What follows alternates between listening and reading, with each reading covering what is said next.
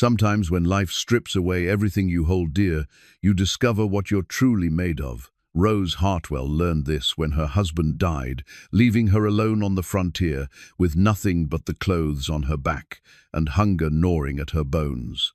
She walked 60 miles through desert heat to reach Cutter McGraw's ranch, the only place for miles that might offer work. Cutter was a giant of a man who owned more land than some small towns. He was known throughout the territory as someone you didn't cross. When Rose collapsed at his gate, barely alive, Cutter gave her a choice that would change both their lives forever. She could become his wife and bear his children, or she could tend his pigs and live like an animal. What would you choose when survival was all that mattered? Before we jump back in, tell us where you're tuning in from, and if this story touches you, make sure you're subscribed, because tomorrow I've saved something extra special for you. The sun had been merciless for 3 days when Rose Hartwell's mare finally gave out. The animal had carried her faithfully across alkali flats and through arroyos that cut the earth like old scars. But even the strongest horse couldn't survive on hope alone. Rose had watched the mare's ribs show more prominently each morning, had felt the animal's gait grow unsteady beneath her, and when the horse finally collapsed 20 miles from anywhere that mattered, Rose wasn't surprised. She was just grateful the mare had lasted as long as she had. Rose knelt beside the dying animal and placed her hand on its neck, feeling the rapid flutter of its pulse. The mare's eyes were already glazing over, and Rose knew there was nothing to be done. She had no water to spare, no grain to offer comfort. All she could do was whisper a prayer of gratitude for the miles they'd shared and promise that the sacrifice wouldn't be wasted. Her husband Thomas would have known what to do. He'd always had a way with animals, could coax a sick cow back to health or gentle a wild horse with nothing but patience and soft words. But Thomas was 3 months dead, buried in the hard earth behind their cabin, along with all the dreams they'd built together. Rose carried his memory like a weight in her chest, but memories wouldn't fill her empty stomach or shelter her from the desert wind. The wedding ring on her finger caught the light as she stood, the simple gold band that Thomas had saved 6 months to buy. She'd refused to sell it even when the food ran out, even when the last of their cattle died from the fever that took everything else. It was all she had left of the life they'd planned, the children they'd hoped for, the future that died with him in their bed, while she held his burning hand and prayed for miracles that never came. Now she walked, one foot in front of the other across ground that seemed to stretch forever in every direction. Her dress, once blue as summer sky, had faded to the color of dust. Her boots, Thomas's boots really, were too big for her feet, but better than walking barefoot across the thorns and rocks that littered the wasteland. She'd torn strips from her petticoat to wrap around her ankles, where the leather chafed, and the white cotton was stained brown with dried blood. The McGraw ranch appeared like a mirage on the 4th day. Rose had heard of it in town, back when she still had a town to call home. Folks spoke of Cutter McGraw in hushed tones, the way they might discuss a natural disaster or an act of God. He owned 10,000 acres of the harshest land in the territory, they said, and ruled it like a king who answered to no law but his own. Some claimed he was part Indian, others that he'd killed a dozen men in fair fights. All agreed he was not a man to cross. But as Rose crested the low hill that revealed the ranch spread out below her, she saw something the stories hadn't mentioned. The buildings were solid, built to last generations, but there was a loneliness to the place that spoke to her own hollow heart. Fences stood straight and true, but needed repair. The main house was grand by frontier standards, 2 stories of weathered timber with a wide porch that wrapped around 3 sides, but the windows seemed to stare out at the empty landscape like tired eyes. The barn was the largest structure she'd ever seen, easily big enough to hold 50 head of cattle and all the hay they'd need for winter. Corrals stretched out behind it, well built but showing signs of wear. A bunkhouse sat off to one side, smoke rising from its chimney, and she could make out the shapes of men moving around the yard. But for all its size and apparent prosperity, the ranch felt empty in a way that had nothing to do with the number of people living there. Rose's legs gave out when she reached the front gate. She'd been running on willpower alone for the last 2 days, and now even that was spent. She collapsed against the wooden fence post, her vision swimming with exhaustion and hunger. The taste of copper filled her mouth, and she realized she'd bitten her tongue when she fell. "Help," she whispered, but her voice was barely more than a croak. She tried again, louder this time. "Please." That's when she saw him. Cutter McGraw emerged from the barn like a force of nature given human form. He stood at least 6.5 feet tall, with shoulders broad enough to block out the sun. His chest strained against a work shirt that had seen better days, and his arms hung at his sides like tree trunks. His face was weathered leather, stretched over granite, with eyes the color of winter sky, and just as cold. Dark hair fell across his forehead, shot through with silver at the temples, and a thick beard covered the lower half of his face. He walked with the measured gait of a man who'd never hurried for anyone, his boots raising small clouds of dust with each step. Rose found herself holding her breath as he approached, uncertain whether he was salvation or something far more dangerous. "Well now," he said, his voice a low rumble that seemed to come from somewhere deep in his chest. "What have we here?"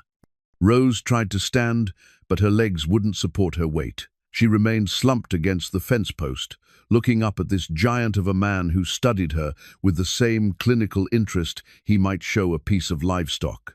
"I'm looking for work," she managed to say. "I can cook, clean, tend animals. I'm not afraid of hard labor." Cutter's eyes took in her torn dress, her sunburned skin, the way her body trembled with exhaustion. "You're about half dead, woman. When's the last time you ate?" Rose tried to remember.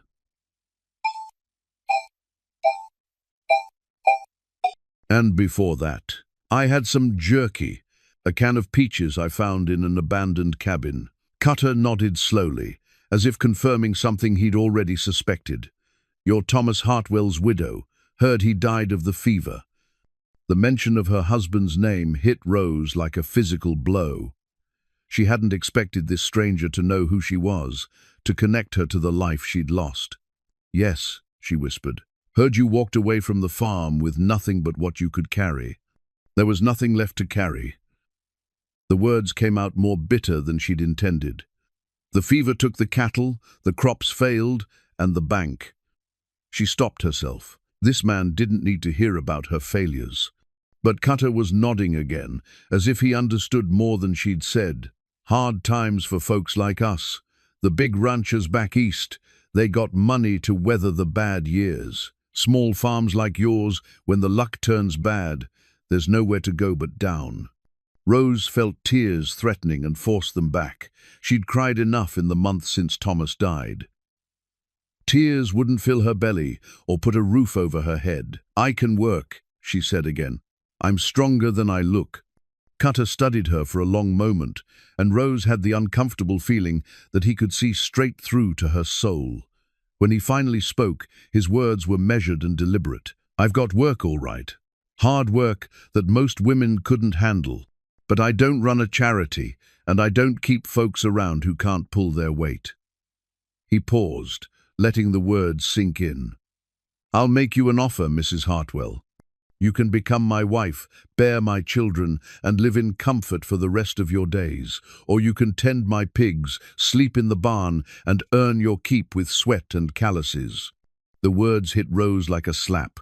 She stared up at this giant of a man, trying to process what he'd just said. "Those are my only choices? Those are the choices I'm offering." His voice held no apology, no hint that he might be persuaded otherwise. "I need a woman to run my household and give me heirs. If you're not willing to do that, then you can work like any other hand. The pigs need tending, and it's honest work for honest pay." Rose felt the gold ring on her finger, warm from her body heat. Thomas had been dead 3 months, but the thought of another man's hands on her body, of bearing children that weren't his, made her stomach turn. Yet the alternative, living like an animal, sleeping with the pigs, seemed almost worse. "I need time to think," she said. Cutter shrugged. Take all the time you need, but you'll do your thinking in the pig pen. If you're going to eat my food and sleep under my roof, you'll work for it." He turned and walked back toward the barn, leaving Rose alone with her impossible choice. As she watched his massive frame disappear into the shadows, she wondered if walking 60 miles through the desert had saved her life, or simply brought her to a different kind of death. The ranch hands who came to collect her were kinder than their boss. Old Pete, the foreman, was a grizzled man in his 60s with gentle eyes and hands scarred by decades of hard work. He helped Rose to her feet and guided her toward the barn without asking questions or making judgments. "You'll sleep in the loft," he told her, his voice soft with a hint of an accent she couldn't place. "It's warm and dry, and the hay makes for decent bedding. Miguel will show you where to wash up, and we'll get some food in you before you fall over." Miguel turned out to be a compact man with dark skin and kind eyes, who spoke English with the musical cadence of his native Spanish. He led Rose to a pump behind the barn and handed her a bar of rough soap and a clean towel. "The water's cold," he warned, "but it'll help wash away the desert." Rose nodded gratefully and began to clean the dust and grime from her hands and face. The water was indeed cold, almost shockingly so after days under the burning sun, but it felt like salvation against her parched skin. When she was as clean as she could manage, Miguel led her to the bunkhouse, where a plate of beans and cornbread waited on a rough wooden table. Rose tried to eat slowly, to make the food last, but her empty stomach cramped with need and she found herself wolfing down the meal like a starving animal. "Easy," said a young voice. "You'll make yourself sick eating that fast." Rose looked up to see a boy of perhaps 16 watching her with concern. He had the lean build of someone who worked outdoors and hair the color of wheat stubble. "This is Tommy," Miguel said. "He's been with us about a year now." Tommy nodded to Rose and pushed another piece of cornbread across the table. "There's plenty more where that came from. Mr. McGraw. He feeds his people well." "Even the ones who tend pigs?" Rose asked. The three men exchanged glances, and she realized they'd heard about Cutter's offer. Old Pete cleared his throat. "Mr. McGraw. He's a hard man, but a fair one. He's got his reasons for doing things the way he does. But you don't need to decide anything tonight. Get some rest, let your strength come back, and then see how things look in the morning." That night, Rose lay in the hayloft, listening to the sounds of the ranch settling down around her. Cattle lowed in the distance, and she could hear the men talking quietly in the bunkhouse below. Through a gap in the barn wall, she could see the main house where Cutter McGraw lived alone, in rooms that were probably larger than the entire cabin she'd shared with Thomas. She pulled Thomas's wedding ring from her finger and held it up to catch the moonlight streaming through the loft window. The gold gleamed softly, and she could almost hear his voice telling her to be strong, to do whatever she needed to survive. But would he understand if she chose to become another man's wife? Would he forgive her for bringing children into the world that weren't his? As sleep finally claimed her, Rose clutched the ring to her chest and tried not to think about the choice that awaited her in the morning. In her dreams, she walked through an endless desert where the sun never set and the horizon never grew any closer, while behind her, a giant with winter blue eyes watched her every step. Rose woke to the sound of pigs squealing for their morning feed. The hay beneath her was damp with dew that had seeped through the barn walls, and her body ached from sleeping on the uneven surface. For a moment, she lay still and tried to pretend she was back in her own bed, with Thomas breathing softly beside her. But the illusion shattered when old Pete's voice called up from below. "Time to earn your keep, Mrs. Hartwell. The pigs won't wait." She climbed down from the loft on unsteady legs, her muscles protesting after 3 days of walking across the desert. Miguel handed her a bucket of slop and pointed toward a pen behind the barn, where a dozen massive hogs snorted and pawed at the muddy ground. "They're mean-tempered when they're hungry," he warned. "Keep the bucket between you and them, and don't turn your back." The pigs were indeed enormous, some weighing more than she did. Their small eyes glittered with an intelligence that made her uncomfortable, and when she approached the fence, they pressed against it with such force that the wooden rails groaned. She dumped the slop into their trough and jumped back as they fought over the food, their tusks gleaming white in the morning sun. The work was harder than anything she'd ever done. Besides feeding the pigs twice a day, she had to muck out their pen, haul fresh water to their trough, and repair the damage they did to their enclosure with their constant rooting and fighting. Her hands, soft from her life as a farmer's wife, quickly developed blisters that broke and bled and formed calluses. Her back ached constantly from lifting heavy buckets and wielding a shovel that seemed designed for someone twice her size. But she refused to complain. Each evening, she returned to the hayloft exhausted but determined to prove she could survive on her own terms. She ate her meals with the ranch hands in the bunkhouse, grateful for their quiet acceptance and the way they never mentioned her unusual situation. Cutter McGraw remained a distant figure, appearing occasionally to check on the ranch's operations but never speaking to her directly. Sometimes she caught him watching her from his porch as she worked, his expression unreadable. She couldn't tell if he was impressed by her determination or simply waiting for her to break. On the third day, the waiting ended. Rose was hauling a bucket of water to the pig pen when her vision suddenly blurred. The bucket felt impossibly heavy in her hands, and the ground seemed to tilt beneath her feet. She tried to steady herself against the fence post, but her legs gave out, and she collapsed face first into the mud. The bucket hit the ground beside her with a clang that echoed across the yard. Water soaked into the dirt, leaving a dark stain that she stared at with growing horror. She'd wasted precious water, failed at the simplest task. The pigs, sensing opportunity, pressed against the fence and snorted with what sounded like amusement. Rose tried to push herself up, but her arms trembled with the effort. Black spots danced at the edges of her vision, and she realized with a sick certainty that her body had finally reached its limit. 3 days of hard labor on minimal food had pushed her past what she could endure. Footsteps approached, heavy boots splashing through the mud. She didn't need to look up to know who it was. Cutter's shadow fell across her, blocking out the sun. "I suppose this is where you tell me you can't handle the work," he said, his voice flat and emotionless. Rose forced herself to look up at him, squinting against the light that haloed his massive frame. "I can handle it. I just need a moment." "You're burning yourself up from the inside. I've seen it before. Pride can kill a person just as dead as a bullet. I'm not giving up." The words came out as a whisper, but she put all her remaining strength behind them. Cutter studied her for a long moment, then did something that surprised them both. He reached down, scooped her up in his arms, and carried her toward the main house. Rose was too weak to protest, too shocked to do anything but rest her head against his chest and feel the steady rhythm of his heartbeat. The house was cooler than she'd expected, with thick walls that kept out the desert heat.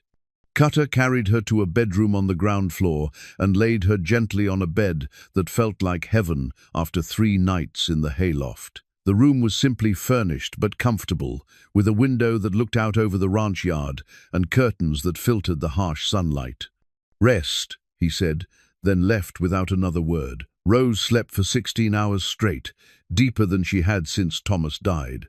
When she finally woke, sunlight was streaming through the window, and someone had left a tray of food on the bedside table.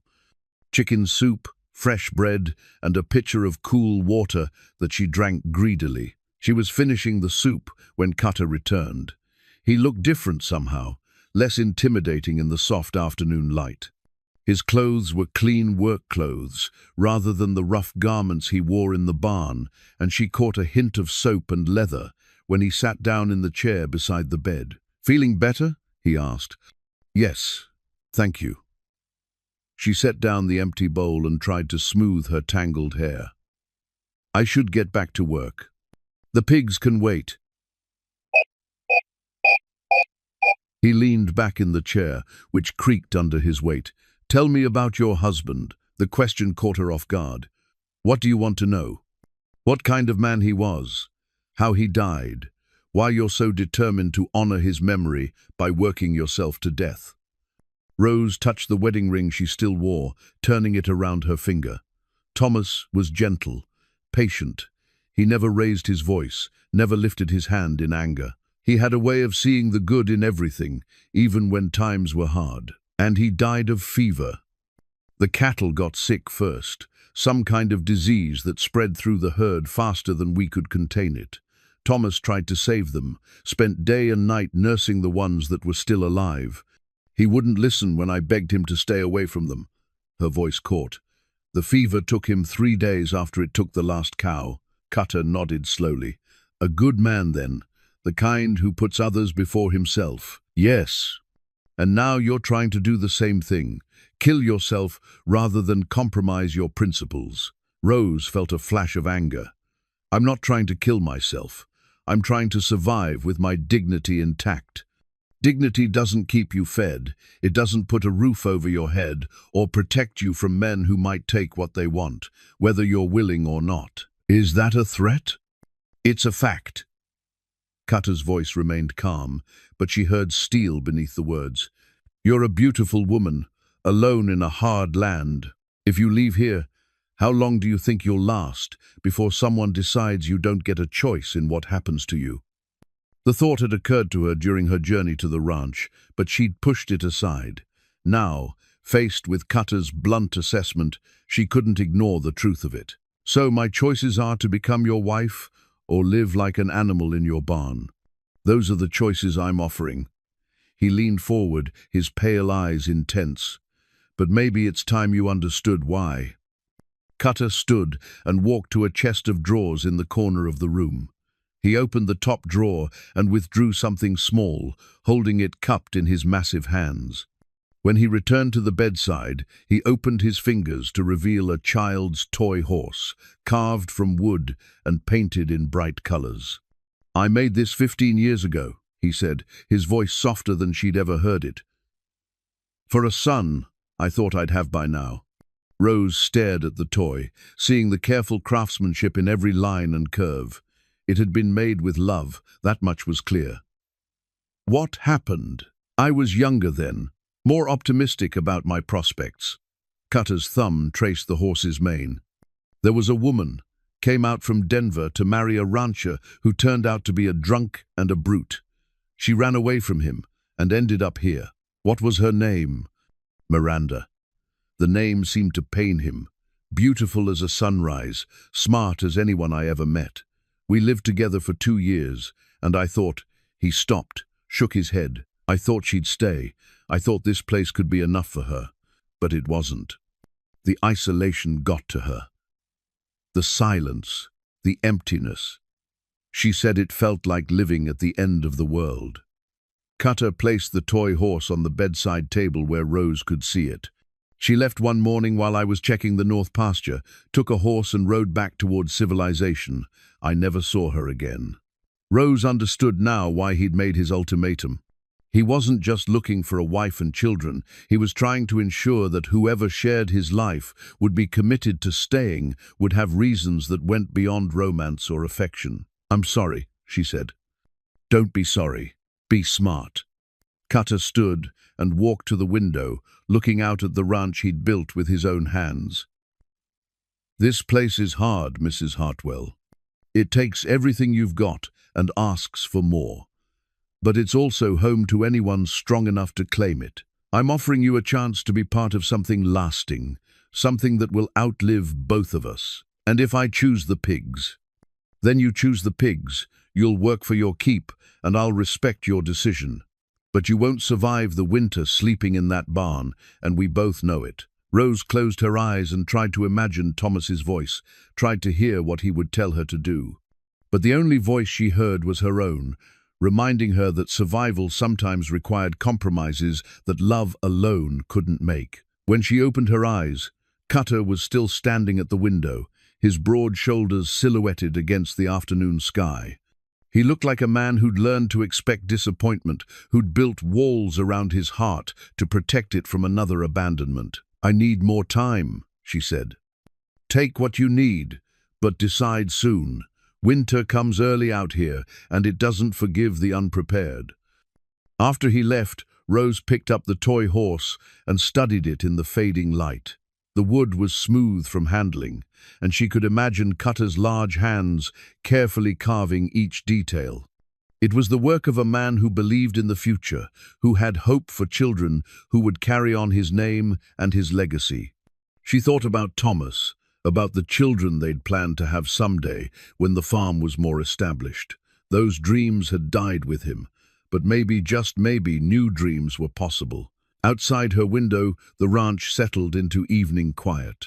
Somewhere in the distance, a coyote howled at the rising moon, and Rose pulled the blankets up to her chin and tried not to think about the choice that waited for her in the morning.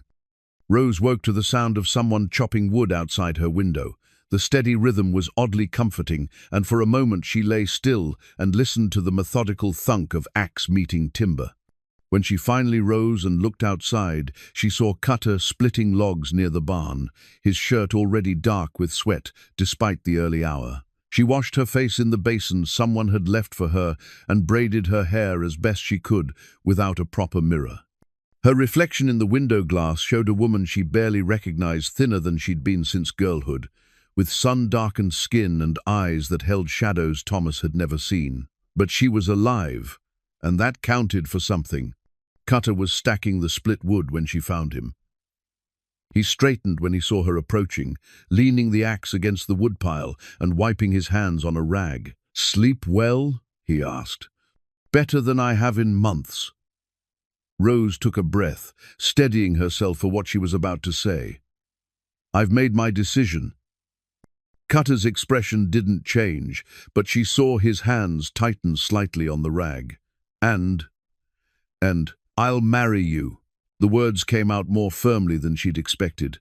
"But I have conditions." Now his eyebrows rose. "Conditions?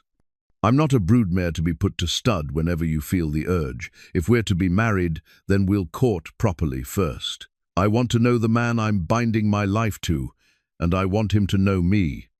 Cutter studied her face, looking for signs of deception or weakness. "How long?" 6 weeks, long enough for us to understand what we're agreeing to. And during this courtship, I'll move into the main house and take on the duties of running your household. In return, you'll treat me with the respect due a woman who might become your wife, not a servant you're keeping for convenience. Anything else?" Rose reached into her dress pocket and withdrew Thomas's Bible, the leather cover worn smooth by years of handling. "I want to keep this, and the right to speak of my husband without you taking offense. He was a good man, and I won't pretend he never existed." Cutter looked at the Bible for a long moment, then nodded. "Fair enough. A woman should honor her dead. But understand this, if you agree to marry me, you agree to bear my children. I won't take a wife who plans to remain barren. I understand. And if you change your mind during these 6 weeks, you go back to the pigs." "No second chances." Rose extended her hand. "Agreed." Cutter's hand engulfed hers when he shook it, his calloused palm rough against her skin. His grip was firm but not crushing, and she felt an unexpected flutter in her stomach at the contact. "I'll have old Pete move your things to the house," he said. "There's a room upstairs you can use." "Thank you. Don't thank me yet. You might find living with me isn't as easy as you think." The room Cutter had given her was larger than the entire cabin she'd shared with Thomas. It had a real bed with a feather mattress, a wardrobe for clothes she didn't have, and a writing desk positioned to catch the morning light. The window looked east toward the mountains, and she could see for miles across the rolling grassland that stretched to the horizon.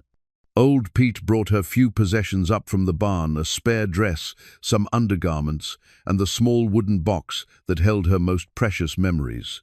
Inside were letters Thomas had written during their brief courtship, a pressed flower from her wedding bouquet, and a photograph of them together taken on their first anniversary. She set the photograph on the writing desk and opened Thomas's Bible to a passage he'd marked about finding strength in times of trouble. The pages were yellow with age and spotted with water stains from the many times she'd read it while he lay dying.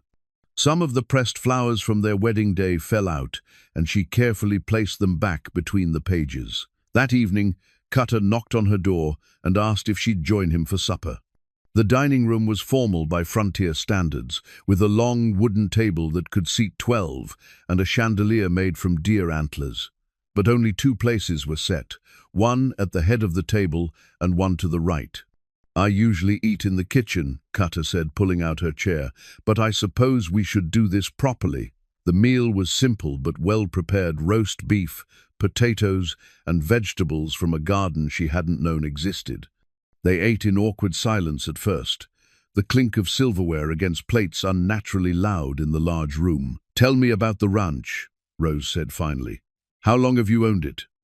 "Built it from nothing over the past 20 years. Started with just a homestead claim and a dozen head of cattle. Now I've got nearly 3,000 head spread across 10,000 acres. That's impressive. You must be proud of what you've accomplished." Cutter shrugged. "A man builds what he can. Doesn't mean much if there's no one to pass it on to. Is that why you want children? To inherit the ranch?" "Partly." He cut another piece of beef, chewing thoughtfully. "But mostly because a man gets tired of being alone, gets tired of eating supper in silence and having no one to share his thoughts with." Rose understood that loneliness better than he knew. "What about the men who work for you? Old Pete seems like good company." "Pete's a good man, been with me for 8 years, but there's a difference between having employees and having family." They talked about the ranch operations, the challenges of raising cattle in such harsh country, the delicate balance between man and nature that determines success or failure. Cutter knew his business well, and Rose found herself genuinely interested in the complexities of managing such a large operation. After supper, Cutter excused himself to check on the livestock, leaving Rose alone in the parlor with a book of poetry he'd mentioned belonged to his mother. The pages were yellowed and fragile, and she handled them carefully as she read by lamplight. When Cutter returned an hour later, he found her asleep in the chair with the book open in her lap. He stood in the doorway for several minutes, watching her sleep, noting the way the lamplight caught the gold in her brown hair and softened the lines of worry around her eyes. "Rose," he said softly. She startled awake, the book tumbling to the floor. "I'm sorry. I didn't mean to." "No harm done." He retrieved the book and placed it on the side table. "You look peaceful. Been a while since you slept without worrying, I'd guess." "Yes." She stood and smoothed her skirt. "Thank you for supper. And for the room. I'll try to earn my keep." "You don't need to earn anything during this courtship. That's not what this is about." "Then what is it about?" Cutter was quiet for a moment, his pale eyes thoughtful. "Learning to trust each other, I suppose. Learning whether we can build something together that's stronger than what either of us could manage alone." That night, Rose lay in her new bed and listened to the sounds of the house settling around her. Somewhere down the hall, she could hear Cutter moving around in his room, and she found herself wondering what he was thinking, whether he was having second thoughts about their arrangement. She opened Thomas's Bible and read until her eyes grew heavy, then placed it on the bedside table next to the toy horse Cutter had left there. 2 symbols of different kinds of love, different dreams of the future.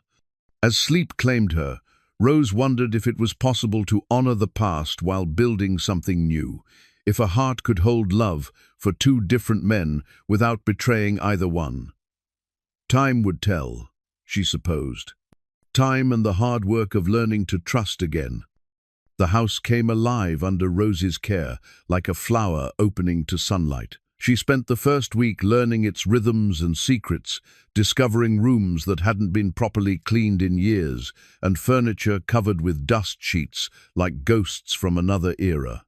In the parlor, she found a piano with keys yellow from age and strings that sang mournfully when touched. In the dining room, she uncovered a china cabinet filled with delicate dishes that looked as though they'd never been used. But it was in the storage room off the kitchen that she made her most significant discovery. Behind boxes of supplies and farm equipment, she found a wooden crate marked "Mother's Things" in Cutter's careful handwriting. Inside, wrapped in tissue paper that crumbled at her touch, was the most beautiful tea service she'd ever seen. The cups were made of bone china so thin it was almost translucent, decorated with tiny pink roses and gold trim that caught the light. The teapot was a work of art, with a graceful spout and a handle that curved like a dancer's arm. Each piece had survived the journey west somehow, had endured years of frontier life, to wait in the darkness for someone who would appreciate their beauty. Rose was examining a sugar bowl when Cutter's voice made her jump. "I wondered when you'd find those." She turned to see him standing in the doorway, his expression unreadable. "I'm sorry. I was just... No need to apologize. They're just gathering dust where they are." Rose carefully placed the sugar bowl back in its nest of tissue paper. "They're beautiful. Your mother must have treasured them." "She did."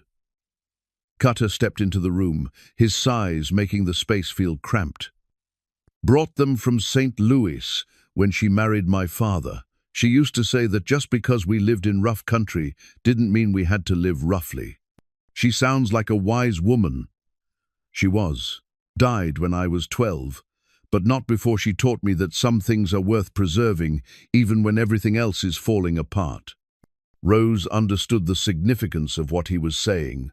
These cups represented continuity, tradition, the belief that beauty mattered, even in the harshest circumstances.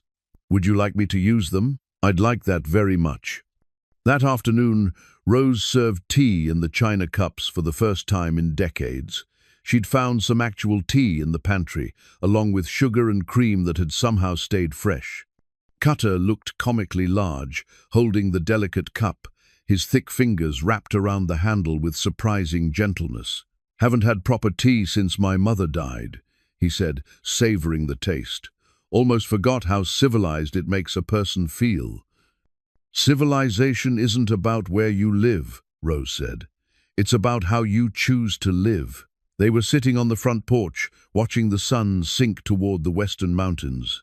The tea service was arranged on a small table between them, and Rose felt a sense of contentment she hadn't experienced since Thomas died. Not happiness exactly, but something approaching peace. "Tell me about your father," she said. Cutter set down his cup with care. "Hard man, harder than me, if you can imagine that. He carved this ranch out of nothing but grass and determination. Fought off claimed jumpers, outlaws, Comanche raids, built everything you see with his own hands.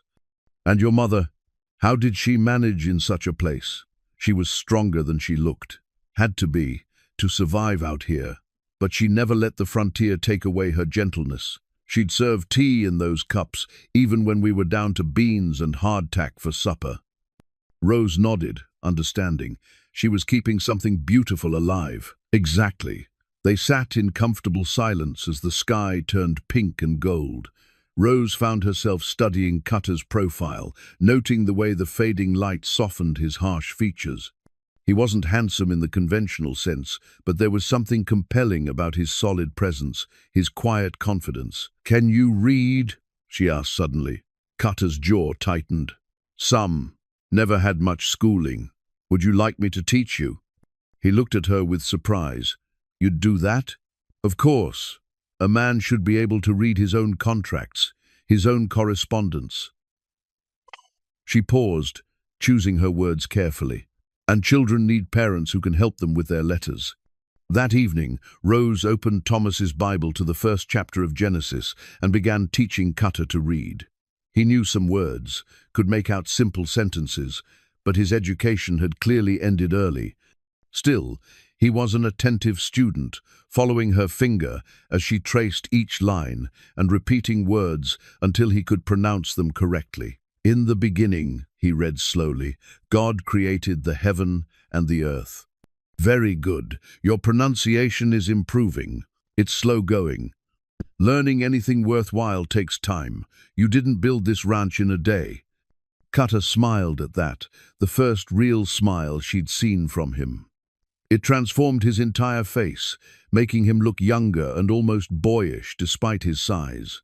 Their reading lessons became a nightly ritual. After supper, they'd sit in the parlor and work through a few verses, Cutter's deep voice stumbling over unfamiliar words while Rose patiently corrected his pronunciation. Sometimes she'd tell him stories from the Bible, bringing the ancient tales to life with her animated descriptions. "You're a good teacher," he said one evening after successfully reading an entire passage without help. "You're a good student. Most men would be too proud to admit they needed help. Pride's a luxury I can't afford. If I'm going to run this ranch properly, I need to be able to read contracts and correspondence without having to ask Pete to help me." Rose understood that this was about more than just literacy. Cutter was preparing himself to be the kind of man who could provide for a family, who could navigate the increasingly complex world of business and law that was creeping into the frontier. But their peaceful routine was shattered on a Tuesday morning when riders appeared on the horizon. Rose was hanging laundry when she saw the dust cloud approaching, and something about the way the men rode fast and purposeful made her stomach clench with anxiety. Cutter emerged from the barn at the same time, shading his eyes against the sun. "Trouble," he said simply. The riders turned out to be neighbors from the settlement 20 miles north. Their leader, a grizzled man named Henderson, looked grim as he reined in his horse near the porch. "We've had raiders," Henderson said without preamble, "hit the Morrison place last night, killed Morrison and his eldest boy, took everything they could carry." Rose felt the blood drain from her face. She'd heard stories of outlaw gangs that preyed on isolated ranches, but they'd seemed like distant threats, problems for other people in other places. "How many?" Cutter asked. 6, maybe 7.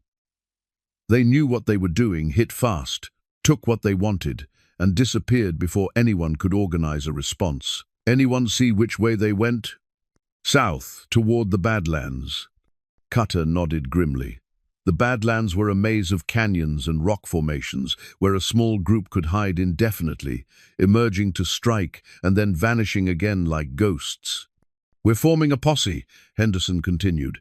"Need every able-bodied man we can get. When do we ride?" "First light tomorrow. Bring weapons and enough supplies for a week." After the riders left, Rose found Cutter in the gunroom, cleaning his rifle. The weapon looked deadly in his hands, and she was reminded that beneath his quiet exterior lay a capacity for violence that frontier life sometimes demanded. "How dangerous is this?" she asked. "Dangerous enough." He worked oil into the rifle's action with practiced efficiency. "But Morrison was a good man. He didn't deserve to die like that. And if something happens to you—" Cutter looked up from his work, meeting her eyes. "Then you'll inherit everything. I've already written it into my will." The casualness of his words shocked her. "I don't want your ranch. I want—" She stopped herself before she could finish the sentence. "What do you want, Rose?" "I want you to come back safely." Something shifted in Cutter's expression, a softening that made her heart race. "I'll do my best, but this is part of life out here. Sometimes a man has to fight for what's his." That night, Rose lay awake listening to Cutter moving around in his room, preparing for what might be his last morning. She found herself praying for his safety, surprised by how much the thought of losing him frightened her. Somewhere during their weeks together, her feelings had begun to change. What had started as a practical arrangement was becoming something deeper, more complicated. She was falling in love with Cutter McGraw, and the realization terrified her almost as much as the thought of him riding into danger. Rose was sorting through Cutter's desk, looking for paper to write a letter to her sister, when her fingers closed around something unexpected. Hidden beneath a stack of ranch ledgers was a small silver locket, tarnished with age and warm from being tucked against the wood. She knew she shouldn't open it, knew it was an invasion of privacy that could shatter the trust they'd been building. But something about the way it had been hidden, as if Cutter couldn't bear to look at it but couldn't bear to throw it away either, made her curious beyond reason. The locket opened with a soft click, revealing a photograph of the most beautiful woman Rose had ever seen. The woman had dark hair swept up in an elaborate style and eyes that seemed to sparkle even in the faded sepia print. She was wearing an elegant dress with lace at the collar, and her smile suggested she'd never known a day of hardship in her life. On the opposite side of the locket, engraved in flowing script, were the words, "Forever yours, Miranda." Rose stared at the photograph, understanding flooding through her like ice water. This was the woman Cutter had mentioned, the one who'd left him for civilization. But seeing her face made the story real, in a way his words hadn't. Miranda was everything Rose wasn't: refined, delicate, untouched by the harsh realities of frontier life. "Find what you were looking for?" Rose spun around to find Cutter standing in the doorway, his face unreadable. The locket fell from her nerveless fingers, clattering against the desktop. "I'm sorry," she stammered. "I was looking for writing paper, and you found Miranda instead." Cutter entered the room and picked up the locket, closing it with a snap. "I should have put this away somewhere safer, or thrown it away entirely." "Probably." He turned the locket over in his hands. "But a man doesn't easily forget his first real love, even when she breaks his heart." Rose felt a stab of something that might have been jealousy. "You loved her very much." "I thought I did. Looking back, I'm not sure I knew what love was." Cutter sat down heavily in the desk chair. She came west to marry Henry Caldwell, the banker's son. Caldwell turned out to be a drunk who used his fists to settle arguments. Miranda ran away after 3 months. "And found you." "I found her, actually.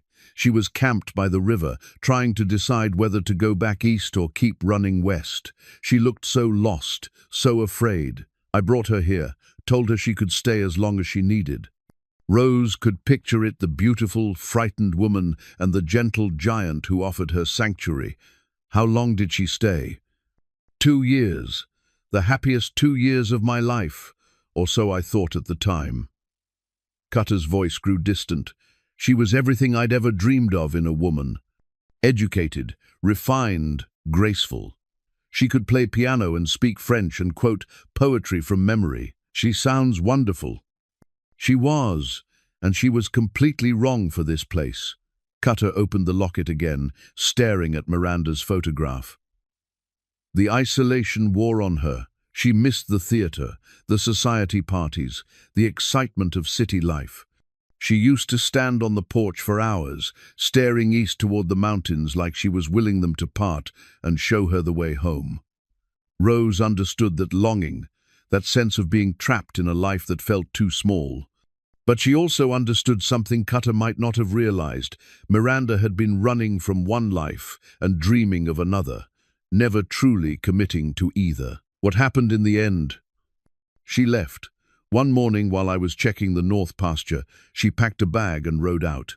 Left me a letter saying she was grateful for everything I'd done, but she couldn't pretend to be happy anymore.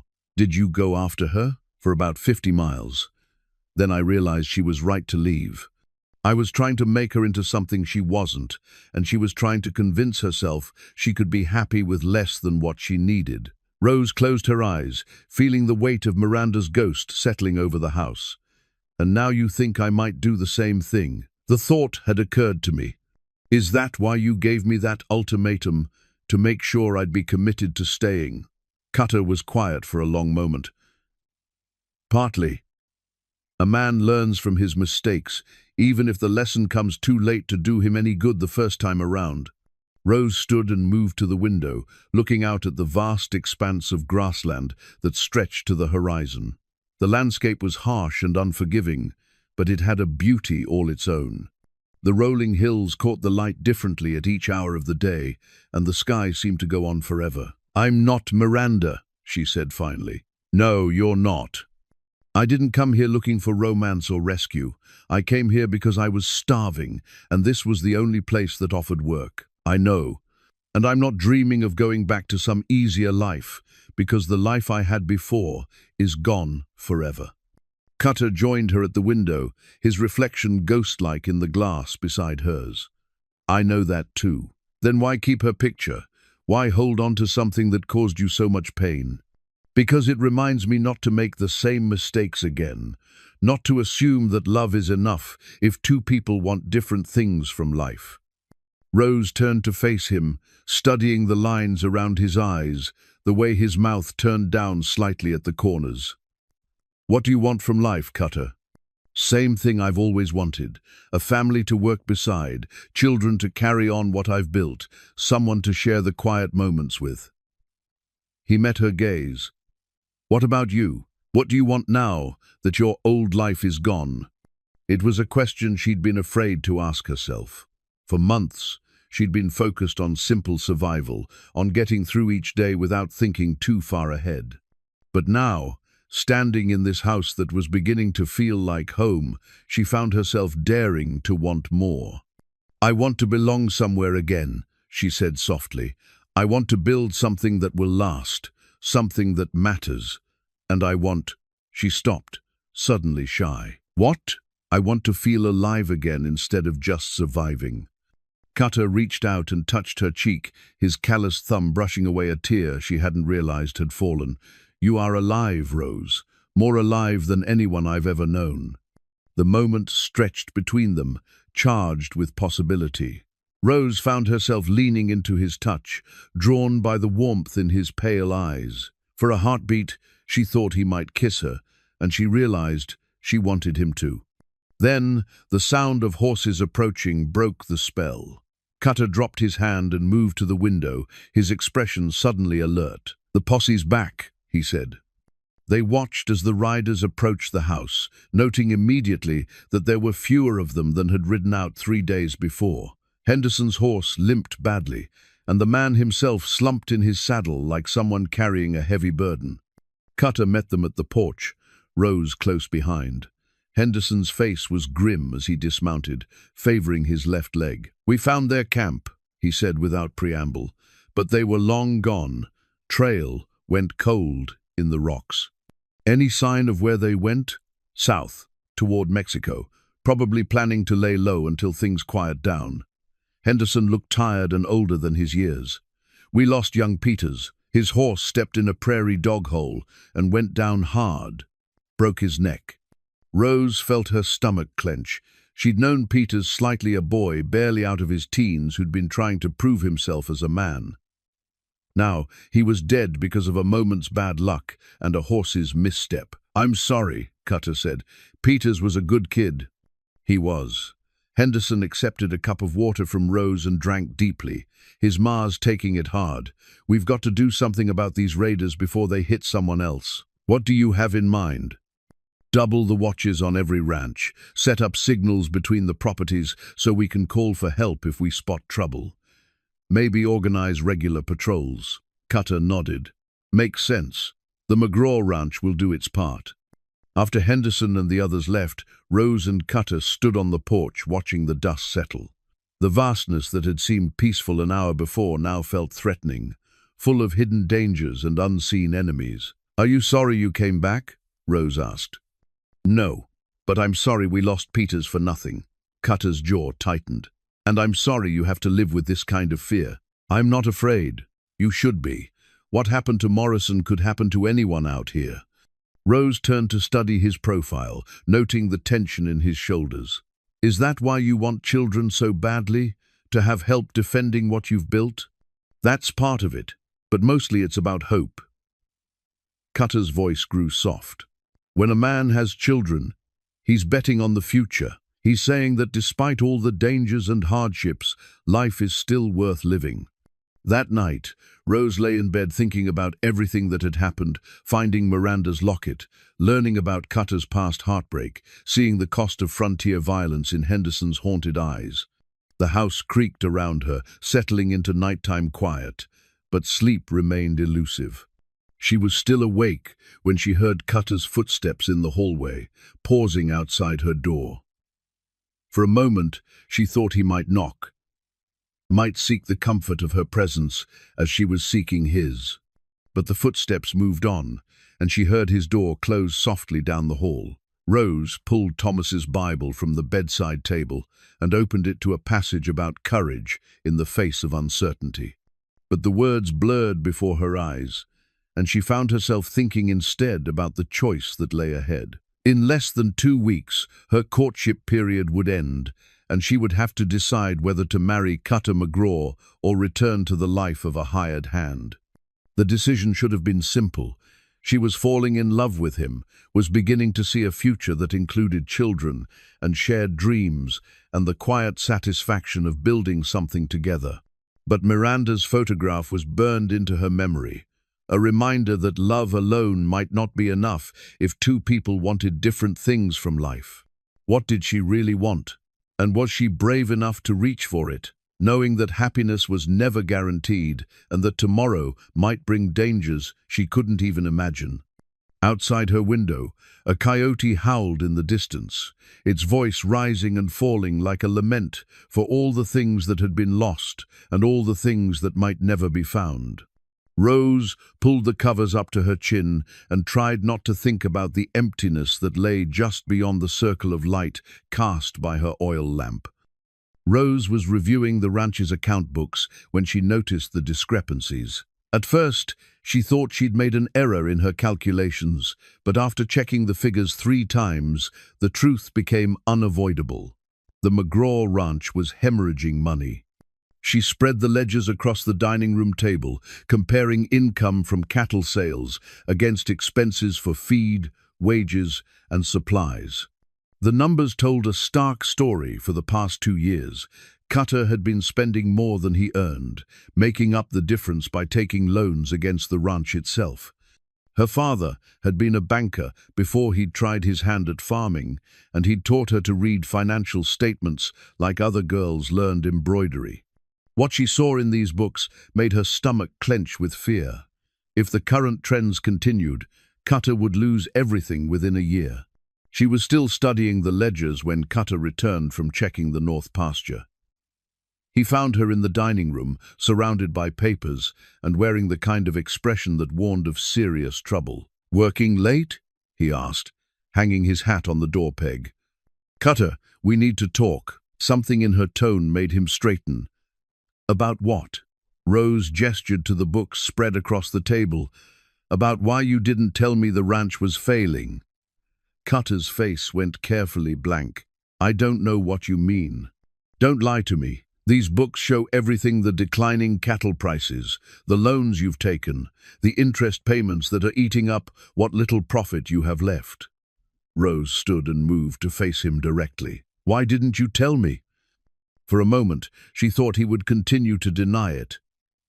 Then his shoulders sagged, and she saw the weight he'd been carrying alone. "Because I was ashamed," he said quietly. "Because I didn't want you to know what a failure I am." "You're not a failure, but you are in trouble, and hiding from it won't make it go away." Cutter sat down heavily at the table, looking older than his years. "It started 2 years ago when the cattle prices dropped. I thought it was temporary, that things would recover. Instead, they got worse. And the loans? I needed money to keep the ranch running, to pay the men their wages. The bank was happy to lend against the land." His laugh was bitter. "Now I understand why they were so accommodating."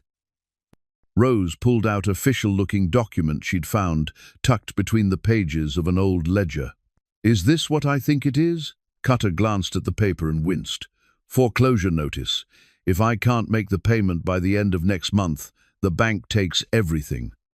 "How much do you owe?" "More than I can raise by selling every head of cattle on the ranch."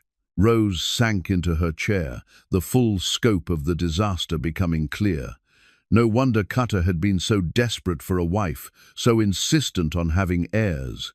He wasn't just lonely, he was trying to save his legacy before it slipped away entirely. "Why didn't you tell me this when you made your offer?" she asked. "Would it have changed your decision?" Rose considered the question honestly. "I don't know, but I deserve to know what I was agreeing to." "You're right. I should have been honest from the beginning." Cutter looked at her with something like hope in his eyes. "Does this change things between us?" "It changes everything." Rose saw his face fall and quickly clarified.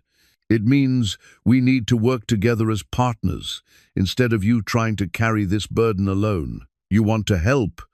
I want to save our ranch." The words came out before she'd thought about them, but she realized they were true. Somewhere during their weeks together, she'd begun to think of this place as home, to see herself as having a stake in its survival. Our ranch? If I'm going to marry you, then your problems become my problems, and your successes become mine too. Cutter stared at her as if she'd grown a second head. You still want to marry me, even knowing about this? Especially knowing about this. You need a partner, Cutter, not just a wife. Someone who can help you think through problems and find solutions. What kind of solutions? Rose pulled out a piece of paper and began sketching numbers. First, we need to understand exactly where the money's going. Then we need to find ways to increase income and decrease expenses. I've already cut everything I can think of. Maybe. But sometimes a fresh perspective can spot things you've missed. Rose turned the paper so he could see her calculations. For instance, why are you buying grain from suppliers in town when you have perfectly good grazing land sitting unused? Because cattle need supplemental feed during the winter. Some cattle do. But what if you switch to breeds that are better adapted to surviving on grass alone? What if you reduced your herd size but focused on raising higher quality animals that bring premium prices? Cutter studied her figures with growing interest. That could work. Would take time to implement, though. We have time. The foreclosure isn't until next month, but that just means the final payment. Most banks would rather renegotiate than take possession of a working ranch. You think they'd give us an extension? I think they'd consider it if we presented them with a solid business plan, showing how we intend to turn things around. Rose felt excitement building as the possibilities multiplied in her mind. My father always said banks prefer collecting interest to seizing collateral. They worked until past midnight, going through every aspect of the ranch's operations and looking for inefficiencies. Rose's questions forced Cutter to examine assumptions he'd never challenged, while his deep knowledge of ranching helped her understand which of her ideas might actually work. You're good at this, he said, as they finally gathered up the papers. Your father taught you well. I always loved working with numbers, seeing how all the pieces fit together. Thomas used to tease me about turning our farm into a business instead of just a way of life. Maybe that's what this place needs: more business sense and less romantic attachment to tradition. As they climbed the stairs together, Rose felt a new kind of intimacy developing between them. They'd shared more than just a bed might offer. They'd shared their fears and hopes, their practical knowledge and creative ideas. It felt like the beginning of a true partnership. At her bedroom door, Cutter paused. Rose, yes? Thank you for not running away when you learned the truth. Where would I run to? This is my home now, too. He reached out and touched her hand, his fingers intertwining with hers. I love you, he said simply. I should have said it before, but I was afraid you'd think it was just desperation talking. Rose's heart fluttered at the words she'd been hoping to hear. I love you too, and it's not desperation, it's hope. This time, when he leaned down to kiss her, she didn't pull away. His lips were warm and gentle against hers, tasting of coffee and possibility. When they finally broke apart, both were breathing harder. 6 weeks is almost up, he said, his voice husky. I know. And your answer? Rose smiled and stood on her tiptoes to kiss him again.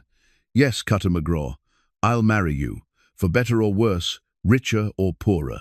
Even if poorer turns out to be very poor indeed. Especially then. That's when two people need each other most. That night, Rose fell asleep with a light heart for the first time since Thomas died. She had a future again, a purpose, someone to fight alongside instead of struggling alone. The ranch might be in trouble, but they would face that trouble together, and somehow that made all the difference.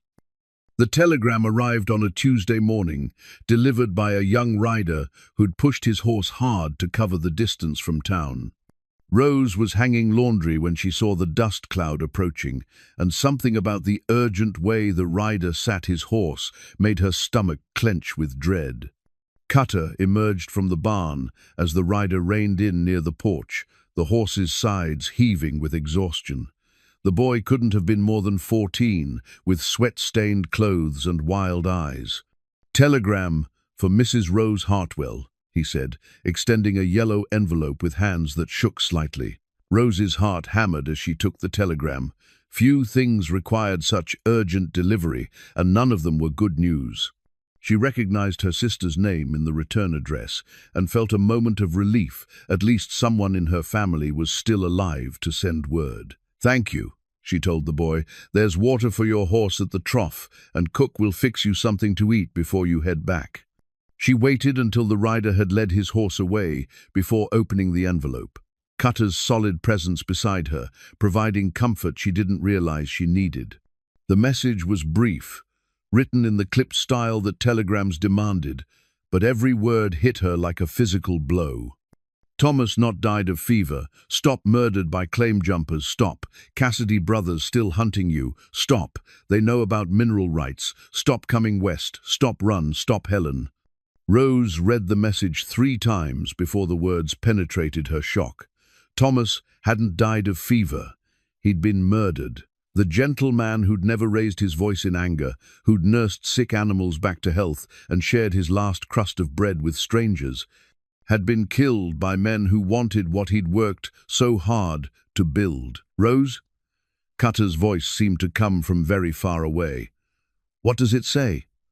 She handed him the telegram without speaking, unable to trust her voice. Her legs felt weak, and she sank down onto the porch steps, while Cutter read the message that had turned her world upside down yet again. "Jesus," he breathed. "Rose, I'm so sorry. I left him." The words came out as a whisper. "I left him alone on the farm, and they killed him for some mineral rights I didn't even know existed." "You couldn't have known." "I should have stayed, should have been there, to help him fight them off." Cutter sat down beside her on the steps, his large hand covering hers. "If you'd stayed, you'd be dead too. These men, the Cassidy brothers, they don't leave witnesses." Rose pulled her hands free and buried her face in them. "He died because of me, because I inherited something that made him a target. He died because evil men decided to take what wasn't theirs. That's not your fault." But Rose could barely hear him over the roar of guilt and grief in her head. She'd spent months mourning Thomas, while believing he'd died of natural causes, accepting his death as one of those tragedies that befell good people in a hard world.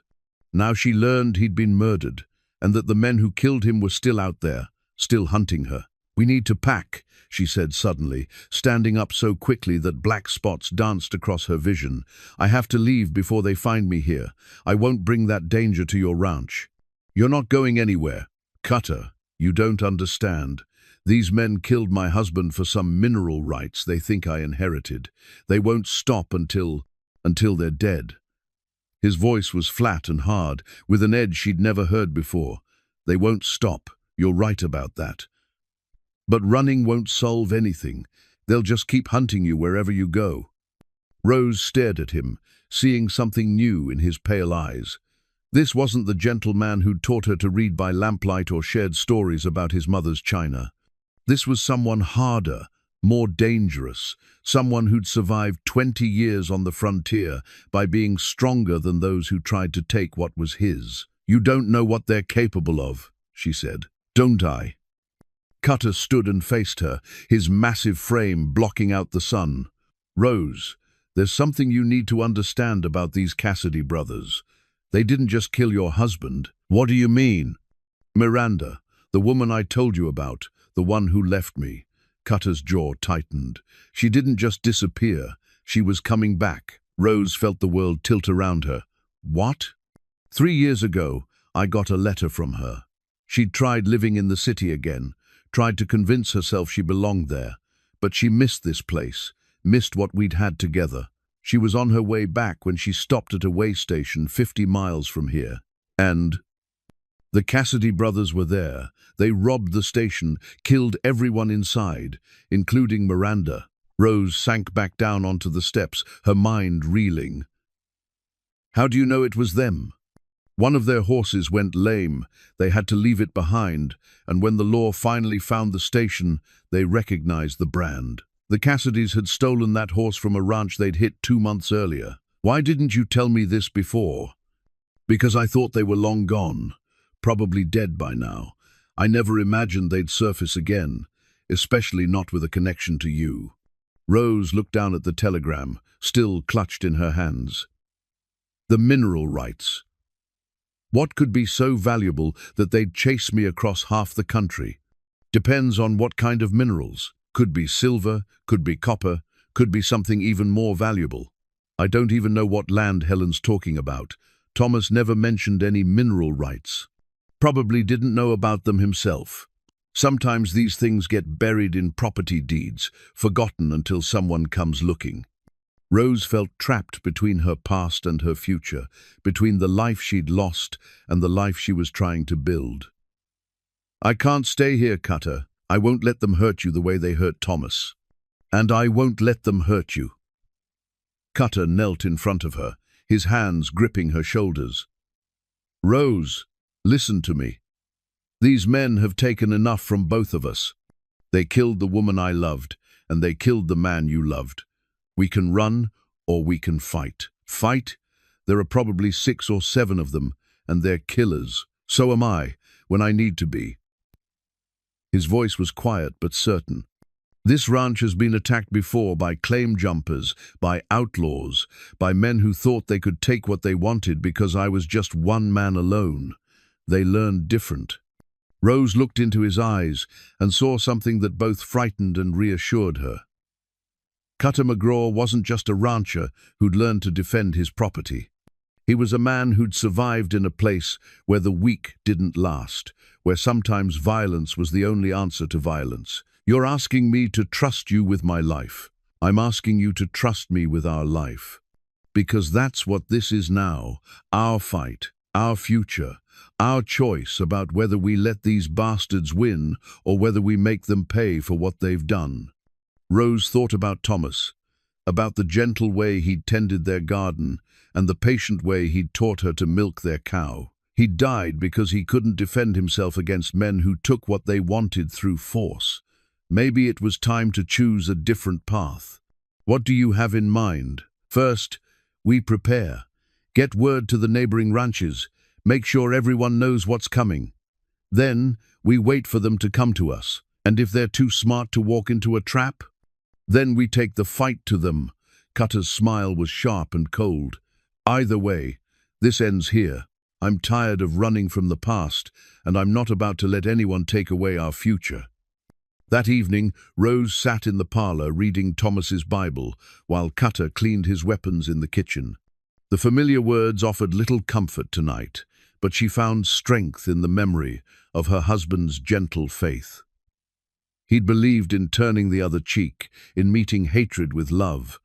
But he was dead, and she was alive, and sometimes survival required choices that peace-loving men couldn't make. When Cutter finished with his rifles, he joined her in the parlor and pulled out a small wooden box she'd never seen before. Inside, nestled in felt, was a derringer so small it could fit in the palm of her hand. I want you to carry this, he said, just in case. Rose took the tiny gun, surprised by its weight. I don't know how to shoot. I'll teach you. Won't take long to learn the basics. And if I can't bring myself to pull the trigger, then you do whatever you have to do to survive.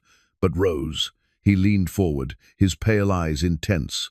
These men killed Thomas. They killed Miranda. They'll kill us too if we give them the chance. Don't let misplaced mercy get you killed. That night, Rose lay in bed, thinking about the choice that lay before her.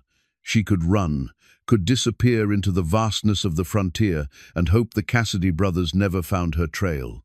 Or she could stay and fight beside the man she loved, trusting that their combined strength might be enough to end this threat once and for all. Outside her window, a storm was building on the horizon, lightning flickering in the distance like signals from some cosmic battle. Rose pulled the covers up to her chin and tried not to think about how much blood might be shed before this was over, or whether love and determination would be enough to overcome men who'd made killing their profession. In the distance, thunder rumbled, like the sound of approaching hoofbeats, and Rose closed her eyes, and prepared to discover what she was truly made of. The wedding took place 3 days after the telegram arrived, in the ranch's front parlor, with old Pete serving as both witness and minister. Pete had once been a circuit preacher before the frontier called him to different work, and his weathered hands held Thomas's Bible with the reverence of someone who understood the weight of sacred words.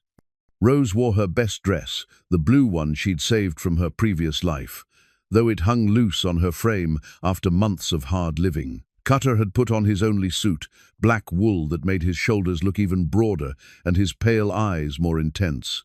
They stood before the parlor's large window with late afternoon sunlight streaming across the wooden floors, while Miguel and Tommy watched from the doorway.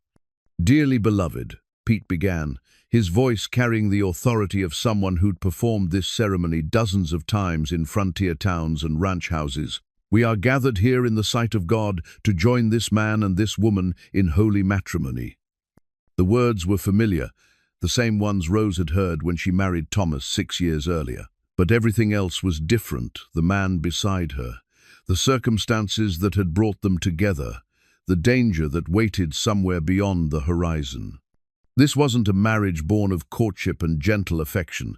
This was a union forged by necessity and hardened by shared purpose. "Do you, Cutter McGraw, take this woman to be your lawfully wedded wife, to have and to hold, in sickness and in health, for richer or poorer, for better or worse, until death do you part?" "I do." Cutter's voice was steady and sure, his large hand warm when he took hers. "Do you, Rose Hartwell, take this man to be your lawfully wedded husband, to have and to hold, in sickness and in health, for richer or poorer, for better or worse, until death do you part?" Rose looked up into Cutter's face, seeing determination and something deeper in his winter blue eyes. "I do." The ring he slipped onto her finger was his mother's, a simple band of gold that had survived the journey west and 20 years of frontier life. It felt strange wearing another woman's ring, but Rose understood the significance. She was becoming part of Cutter's family, inheriting not just his name but his history, his struggles, his hopes for the future. "By the power vested in me by God and the territory of Wyoming, I now pronounce you husband and wife." Pete closed the Bible with a soft thud. "You may kiss your bride." Cutter's kiss was gentle but firm, a promise sealed before witnesses. When they broke apart, Rose saw tears in old Pete's eyes and realized that this simple ceremony meant more to these men than she'd understood. For Cutter's ranch hands, she represented hope, the possibility that their boss might finally find the happiness that had eluded him for so long. The celebration was brief and subdued. Miguel had prepared a special dinner with beef from their best steer and vegetables from the garden Rose had been tending. There was even a bottle of wine that Cutter had been saving for a special occasion, though everyone drank sparingly, mindful of what might be coming. As the sun set, Tommy pulled out a harmonica and played a few gentle tunes while the men shared stories about the early days of the ranch. Rose listened to tales of harsh winters and cattle drives, of building something from nothing through sheer determination and backbreaking work. These men had created a family of choice, bound together by shared hardship and mutual respect. But underneath the celebration lay a current of tension that no one acknowledged directly. Everyone knew about the Cassidy brothers, about the danger heading toward their peaceful valley. The rifles were cleaned and loaded, the ammunition counted and distributed. Guards had been posted at strategic points around the ranch, and signals arranged with neighboring properties. When the evening wound down, Rose and Cutter retreated to his bedroom, their bedroom now. It was larger than the guest room she'd been using, with windows facing both east and west. A massive bed dominated the space, built from the same sturdy timber as the house itself. "Nervous?" Cutter asked as he began unbuttoning his shirt. Rose nodded, suddenly shy. "It's been a long time since I shared a bed with a husband. We don't have to not tonight, with everything that's happening. I want to." The words came out more firmly than she'd intended. "If we're going to face danger together, I want to be your wife in every way that matters." Their lovemaking was tender but urgent, seasoned with the knowledge that they might not have many such nights together. Cutter was gentle with her, mindful of her smaller frame and the grief she still carried. But there was also passion in his touch, desire that had been building through weeks of careful courtship and shared danger. Afterward, they lay entwined in the darkness, listening to the night sounds of the ranch settling around them. Rose traced the scars on Cutter's chest, badges from a lifetime of hard work and occasional violence. "Tell me about this one," she said, touching a puckered mark near his shoulder. "Arrow, Comanche raid about 10 years ago. They thought my cattle looked better than theirs. And this." Her finger found a longer scar along his ribs. "Knife fight with a claim jumper. He thought he could take my land by killing me. He was wrong." Rose shivered, not from cold but from the reminder of how dangerous her new husband's life had been. "Do you ever regret staying out here, building something in such a harsh place? Every winter, when the wind howls for 3 months straight, every summer, when the drought kills the grass and the cattle start dying." Cutter's arm tightened around her. "But this land gets in your blood. It tests you every day, but it also rewards those who prove they belong. And you think I belong? I think you're stronger than you know. You've already survived more than most people could handle." They talked until nearly dawn, sharing stories from their past lives and dreams for their future. Rose told him about the children she and Thomas had hoped for, about the small rituals that had made their marriage special. Cutter spoke of his plans for expanding the ranch, of the legacy he wanted to leave behind. When the sky began to lighten in the east, Cutter rose and dressed quickly. "I need to check the guard posts, make sure everyone stayed alert during the night." Rose sat up in bed, suddenly afraid to let him leave her sight. "Be careful. Always am." He leaned down to kiss her forehead. "Try to get some rest. Today might be difficult." But rest proved impossible. Rose dressed and went downstairs to find Miguel already preparing breakfast, his usually cheerful demeanor subdued by worry. They worked in comfortable silence, preparing enough food for an uncertain day. The first sign of trouble came at mid-morning when Tommy rode in hard from the north pasture, his horse lathered with sweat and his face pale with excitement. "Riders coming," he announced, swinging down from his saddle. "Maybe 8 or 9 of them, still a few miles out but heading straight for us." Cutter emerged from the barn where he'd been checking weapons with old Pete. "How far?" "Hour. Maybe less if they push their horses." "Positions, then. Everyone knows what to do." The ranch transformed with practiced efficiency.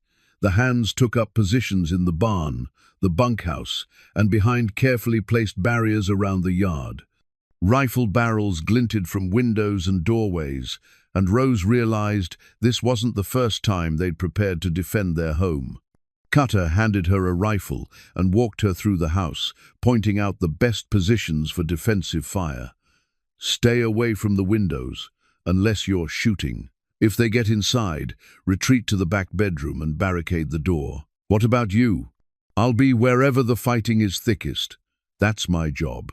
Rose wanted to argue, wanted to demand that he stay safe beside her, but she understood that Cutter's entire identity was built around protecting what was his. He couldn't be the man she'd fallen in love with if he hid while others faced danger on his behalf. The waiting was the hardest part.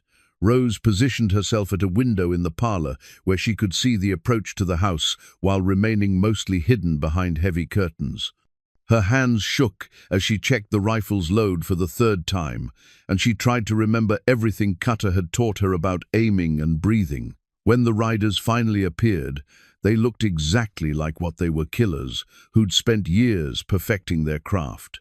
They rode with the easy confidence of men who'd never met serious resistance, their weapons visible and their faces hard with practiced cruelty. The leader was a big man with a black beard and eyes like chips of flint. Even from a distance, Rose could see the resemblance between him and the younger men who flanked him, brothers bound together by blood and greed and a shared disregard for human life. They stopped just outside rifle range and studied the ranch with the professional interest of men planning an assault. Rose counted 8 of them, all well-armed and mounted on good horses. The odds weren't impossible, but they weren't encouraging either. "McGraw," the leader called, his voice carrying easily across the yard. "We know you're in there. Send out the woman, and maybe the rest of you live to see another sunset." Cutter stepped out onto the porch, his rifle held casually but ready. He looked enormous in the doorway, a giant carved from frontier stone and seasoned by years of violence. "Tom Cassidy," he said, his voice flat and hard. "Heard you were dead." "Not hardly, though you will be if you don't give us what we came for. The Hartwell woman, she's got something that belongs to us. She's got a name, and she's my wife now." "Your wife?" Tom Cassidy's laugh was ugly and harsh. "Well, ain't that sweet? Tell you what, McGraw, we'll make it quick for you, seeing as how you tried to do right by her." Cutter's voice didn't change, but Rose could see the tension in his shoulders. "The only thing that's going to be quick is your trip to hell if you don't ride out of here now. Big talk for a man outnumbered 4-1. You might want to look around a bit more carefully before you start counting." Tom Cassidy's eyes swept the ranch yard, noting the rifle barrels that had appeared at strategic windows and doorways. His confidence flickered slightly, but he recovered quickly. "Don't matter how many of you there are, we've got something you want to hear about your precious wife. I'm listening. She ain't who you think she is. That husband of hers, Thomas Hartwell, he wasn't no simple farmer. He was sitting on a silver mine worth more than this whole territory." Rose felt her blood turn to ice. A silver mine. That explained everything: why the Cassidy brothers had traveled so far, why they'd killed Thomas, why they'd never given up the hunt, and... Cutter's voice remained steady. "And now it belongs to his widow, our widow, you might say, seeing as how we're the ones who made her one." The casual cruelty of the words hit Rose like a physical blow. These men weren't just killers, they were monsters who took pleasure in the pain they caused. "You want to know how he died?" Tom continued, clearly enjoying himself. "Begged like a dog at the end. Told us everything we wanted to know about where he hid the mineral surveys, about the claim papers he filed in Denver." "Shut your mouth," Cutter growled. "Oh, this is the good part. See, he thought if he told us everything, we'd let him live. Poor bastard didn't understand that dead men don't change their minds about mining claims." Rose gripped her rifle so tightly her knuckles went white. The image of gentle Thomas begging for his life, murdered by these animals, made her stomach burn with rage. "You've said your piece," Cutter called. "Now get off my land." "Not without the woman, and those claim papers she inherited. You see, McGraw, we've been looking for those documents for 3 years. Turned out old Thomas was smarter than he looked, hid them somewhere safe before we caught up to him." "What makes you think she has them?" "Because we found his lawyer in Denver. Took some convincing, but he finally told us about the package he mailed to Mrs. Hartwell right before her husband died. Said it contained important legal documents she'd need if anything happened to him." Rose's mind raced. She remembered receiving a package from Thomas's lawyer, but it had arrived after she'd already left the farm.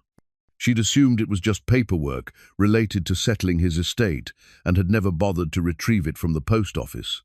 "So here's how this works," Tom continued. "She comes out with those papers, tells us where that mine is located, and maybe the rest of you live. Or we take this place apart board by board until we find what we're looking for." "There's a third option," Cutter said. "What's that?" "You and your boys ride away now, and I don't kill all of you where you sit." Tom Cassidy's laughter was genuinely amused this time. "McGraw, you've got stones, I'll give you that.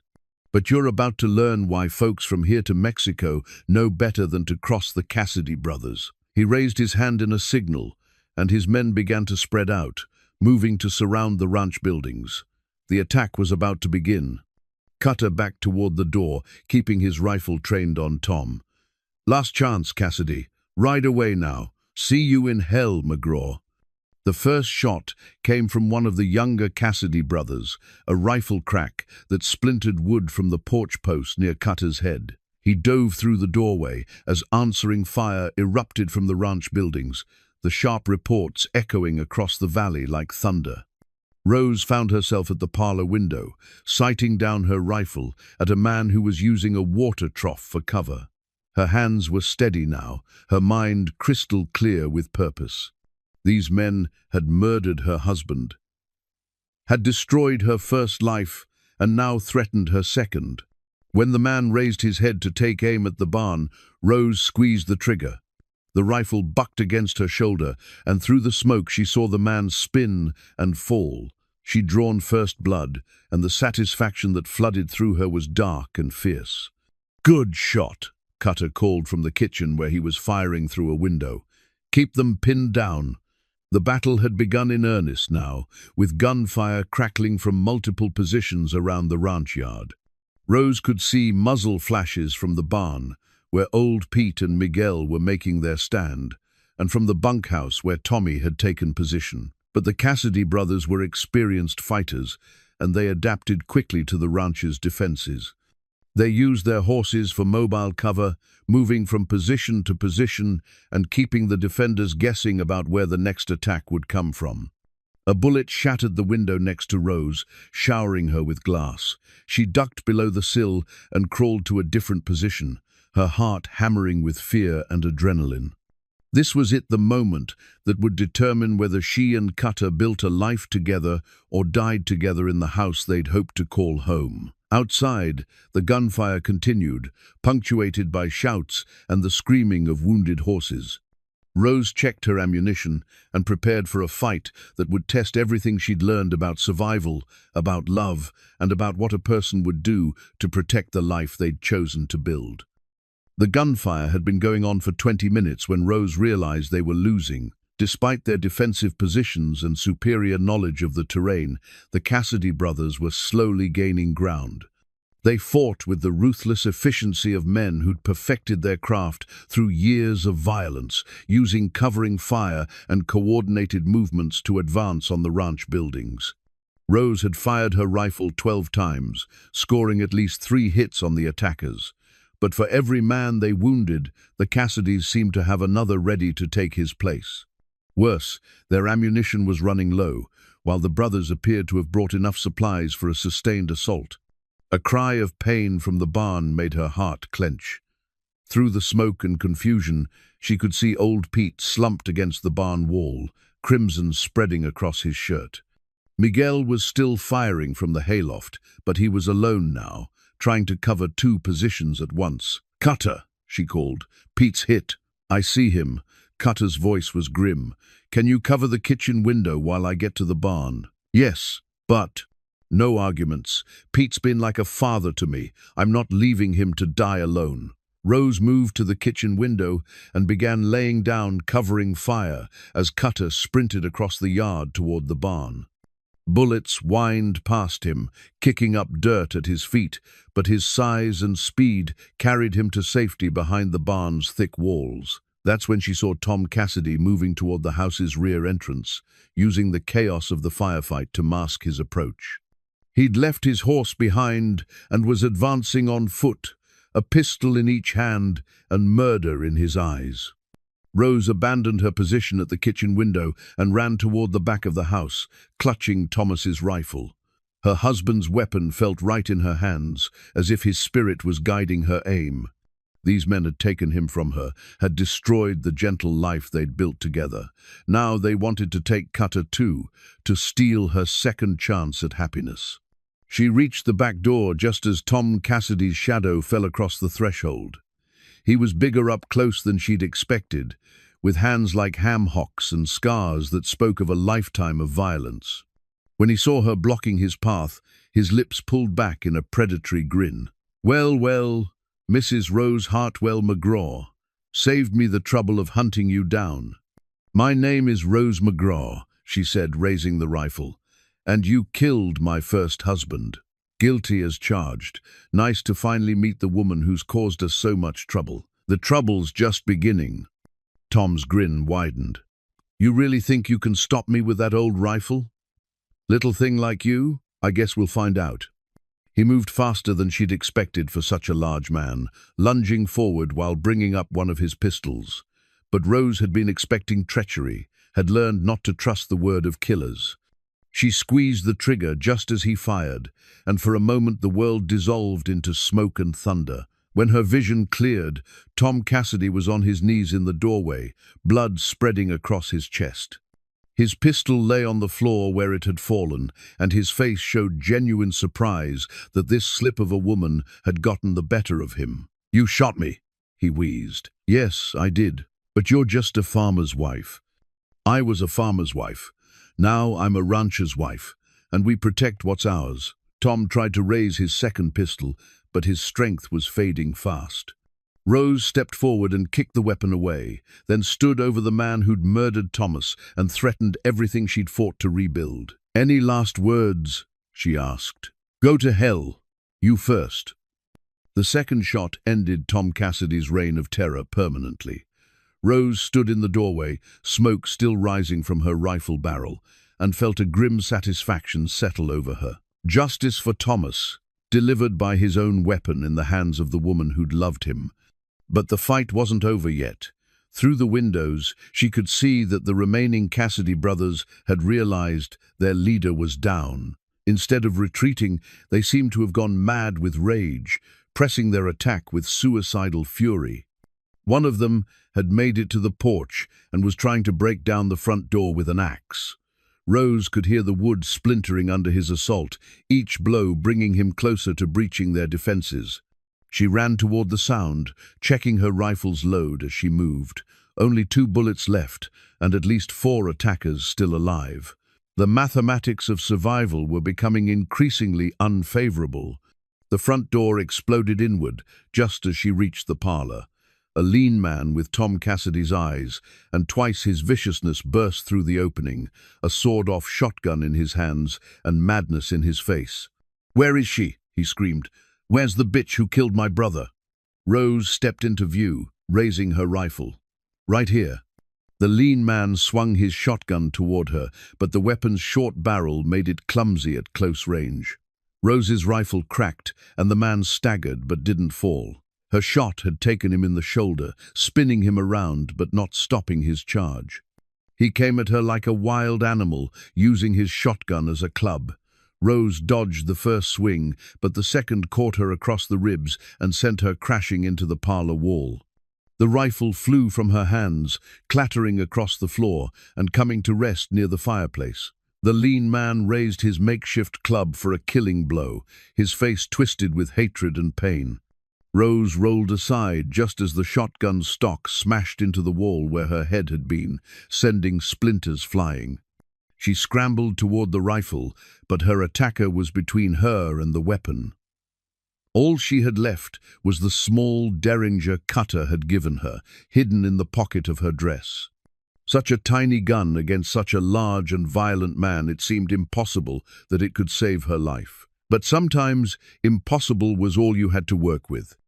Rose's hand closed around the Derringer just as the lean man lunged at her again. The tiny gun felt inadequate against such rage and violence, but it was all she had. She pulled the trigger at point-blank range, the small caliber bullet punching through his chest and finding his heart. He fell forward, his weight pinning her to the floor. Rose struggled to push his lifeless body aside, gasping for breath and trying to process what had just happened. She'd killed 2 men in the space of 10 minutes, and the knowledge sat in her stomach like a cold stone. But there was no time to dwell on it. Through the broken front door, she could see more shapes moving in the yard. The remaining Cassidy brothers were regrouping for a final assault, and the gunfire from the barn had slowed to sporadic shots. Rose retrieved her rifle and checked the load, 1 bullet left. She found a box of ammunition in Cutter's desk and began feeding cartridges into the weapon with shaking hands. Outside, someone was shouting orders, and she recognized the voice of the youngest Cassidy brother, the one who'd looked barely old enough to shave. "They got Tom and Jake," he yelled. "Burn them out. Burn the whole place down." The smell of smoke reached her a moment later, acrid and threatening. Through the parlor window, she could see flames beginning to lick at the barn's wooden walls. They'd used kerosene or lamp oil to accelerate the fire, and the dry timber was catching quickly. Rose's heart clenched as she realized what this meant. Cutter was in that barn with old Pete, trapped by the flames and the gunfire. If she didn't act quickly, she'd lose her husband the same day she'd married him. She grabbed the box of ammunition and ran toward the back door, staying low to avoid the bullets that occasionally shattered windows or splintered door frames. The Derringer went into her pocket alongside the remaining cartridges' insurance against the moment when the rifle ran dry. The back of the house was temporarily clear of attackers, all of them focused on the barn fire and the final assault. Rose could see Cutter's massive silhouette in the barn's rear window, firing steadily at targets she couldn't see. Smoke was beginning to pour from the building's upper levels, and she knew he had minutes at most before the structure became a death trap. She sprinted across the open ground between the house and the barn, expecting at any moment to feel a bullet tear through her body. But luck and the smoke from the fire masked her movement, and she reached the barn's back wall without being spotted. "Cutter," she called through the window. His face appeared in the opening, streaked with soot and grim with determination. "Rose, what are you doing here?" "Saving your stubborn hide." "How's Pete?" "Alive, but barely. Lost a lot of blood." "Can you move him?" "Not without exposing us to fire from the front." Rose looked around desperately, trying to find a solution. The barn was well and truly ablaze now, with flames climbing the walls and smoke pouring from every opening. In minutes, the whole structure would collapse. That's when she saw it, Cutter's father's branding iron, hanging on the wall near the barn's rear entrance. The iron was old and heavy, with the McGraw family crest worked into the business end. An idea began to form in her mind. Desperate and probably suicidal, but the only chance they had. "I'm going to create a distraction," she told Cutter. "When I do, get Pete out of there and run for the house." "Rose, no, it's too dangerous." "Everything's dangerous now, trust me." Before he could argue further, Rose grabbed the branding iron and ran toward the front of the barn. The remaining Cassidy brothers were positioned behind makeshift cover, pouring fire into the barn while staying clear of the flames. 3 of them left, all focused on burning out their prey. Rose came around the corner at a dead run, the branding iron raised like a club and a war cry on her lips. The youngest Cassidy brother looked up just in time to see 2 feet of forged iron smashing toward his skull. The impact dropped him instantly, his rifle clattering across the ground. The other 2 brothers spun toward this new threat, momentarily confused by the sight of a woman attacking them with an antique branding iron. That moment of hesitation was all Rose needed. She dove behind the water trough as their shots went wide, then came up firing her rifle. Her first shot took down the second brother, spinning him around and sending him crashing into a fence post. Her second shot missed the third man, but came close enough to make him dive for cover behind his dead horse.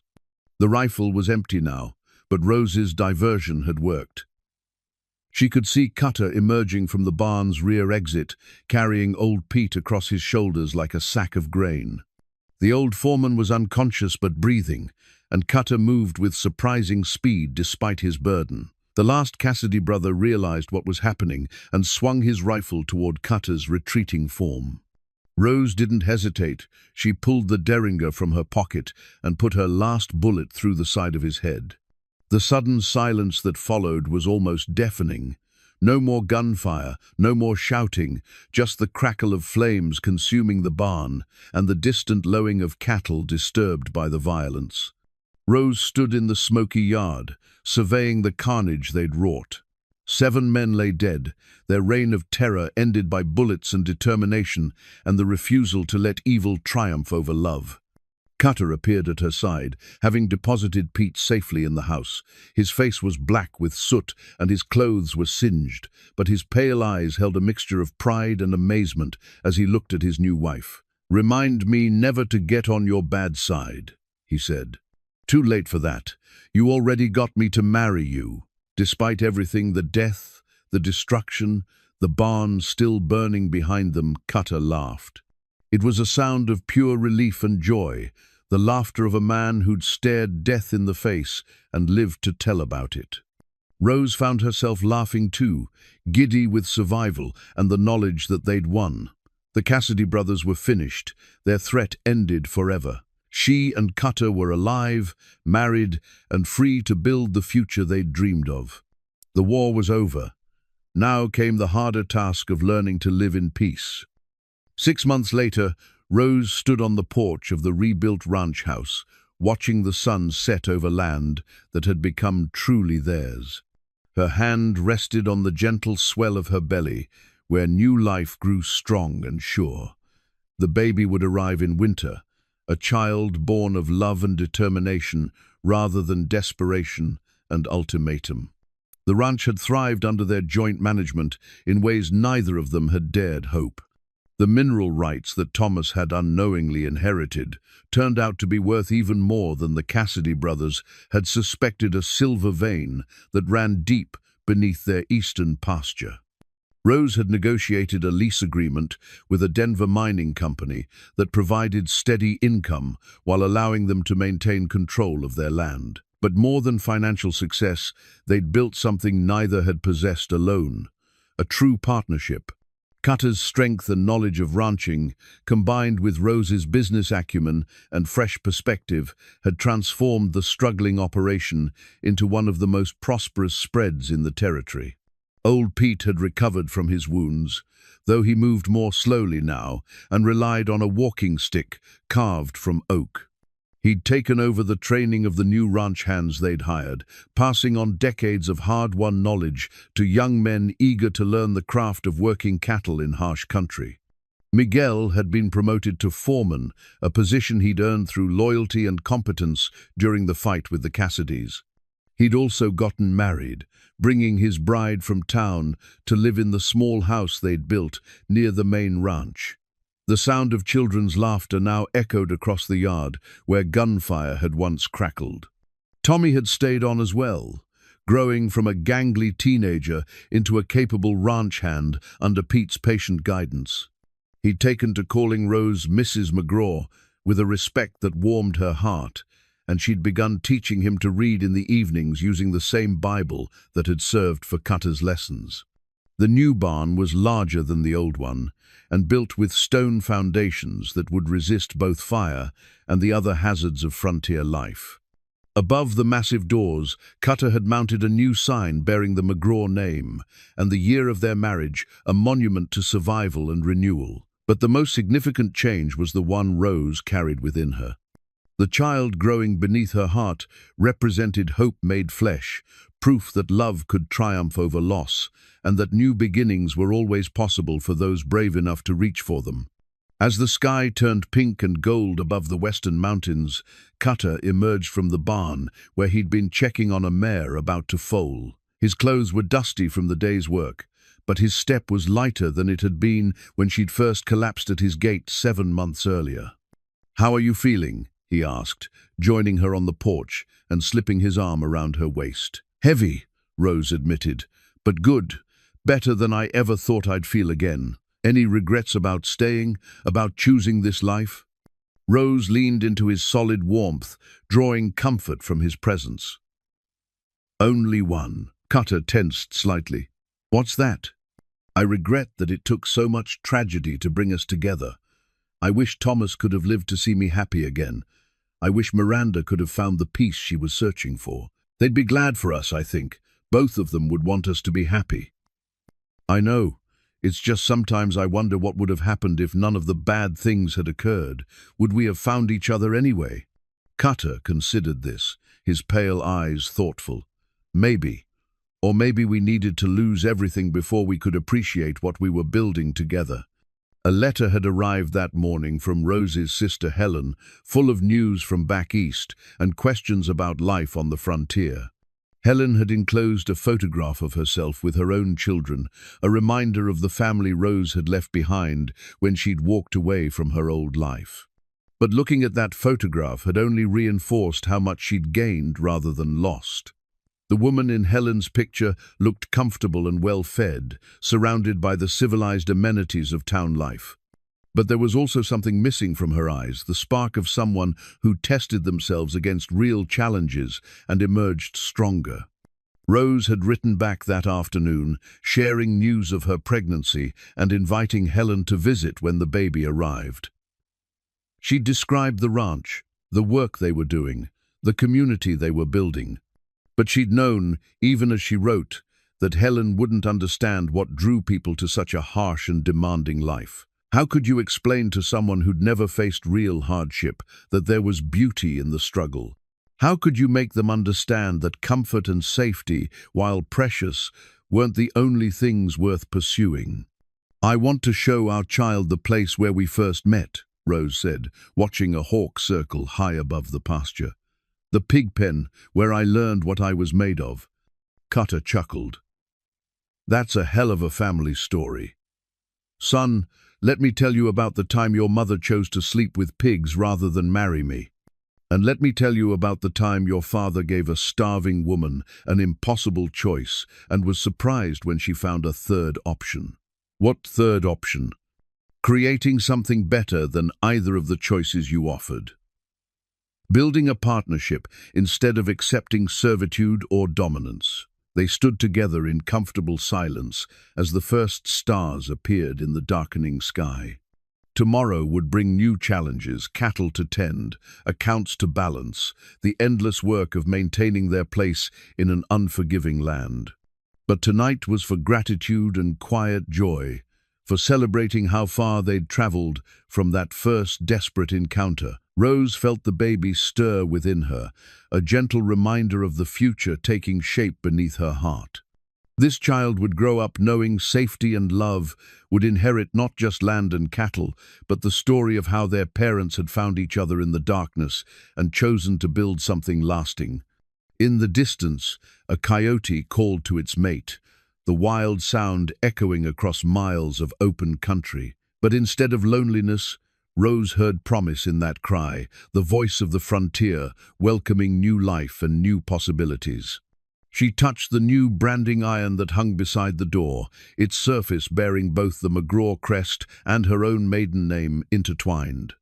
It was a symbol of union rather than ownership, of two people choosing to face the future as equals rather than master and servant. The desert had tested them both and found them worthy. Now it was time to discover what they could build together in the years that lay ahead. What legacy they would leave for the children who would carry their names and their stories into whatever challenges tomorrow might bring. The stars wheeled overhead, ancient and eternal, bearing witness to another chapter in the endless human story of love, found and lost and found again. And beneath their distant light, two people who had walked through fire together stood ready to face whatever came next, knowing that some bonds were strong enough to survive anything the world could throw at them.